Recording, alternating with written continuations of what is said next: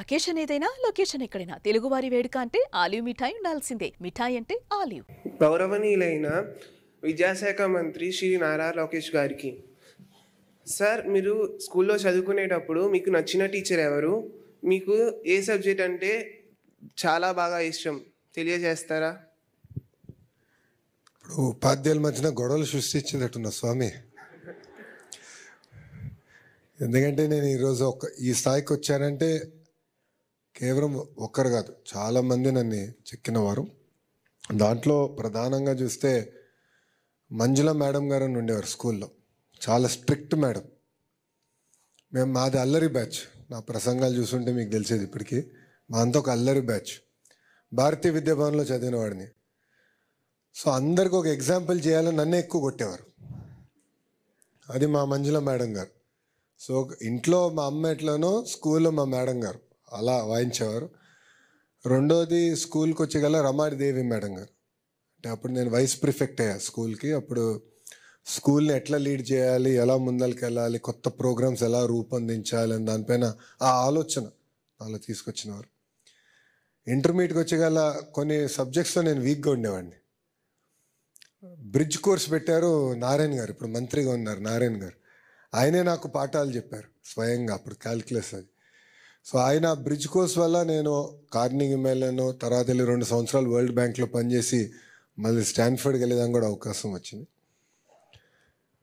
Corning మెల్లన్లో నా గురువు గారు రాజిరెడ్డి గారు.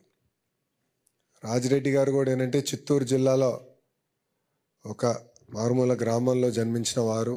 కార్నింగ్ మెల్లన్ యూనివర్సిటీకి వెళ్ళి అసలు కంప్యూటర్ సైన్స్ ల్యాబ్, అసలు మొత్తం ప్రోగ్రామ్ రూపొందించిన గొప్ప వ్యక్తి. మా తరంలో బహుశా నేను ఫస్ట్ పర్సన్ యూఎస్కి వెళ్ళింది చదువుకునేదానికి. సో నాకు పెద్ద గైడెన్స్ లేదు.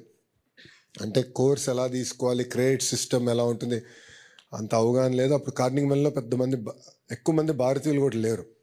ఇప్పుడంటే దండిగా ఉన్నారు. సో అప్పుడు నాకు రాజిరెడ్డి గారే గైడ్ చేశారు. సో మొదటి 2 సెమిస్టర్లు ఆయన గైడెన్స్ నేను చదువుకున్నా కనుకనే నేను సక్సెస్ఫుల్గా కాదు, మంచి మార్కులతో పూర్తి చేసుకుని మళ్ళీ స్టాన్ఫర్డ్కి వెళ్ళడానికి అవకాశం వచ్చింది. బెస్ట్ సబ్జెక్ట్ అంటే నాకు మ్యాథమెటిక్స్లో నేను వీక్గా ఉన్నా మ్యాథమెటిక్స్ నచ్చాయి.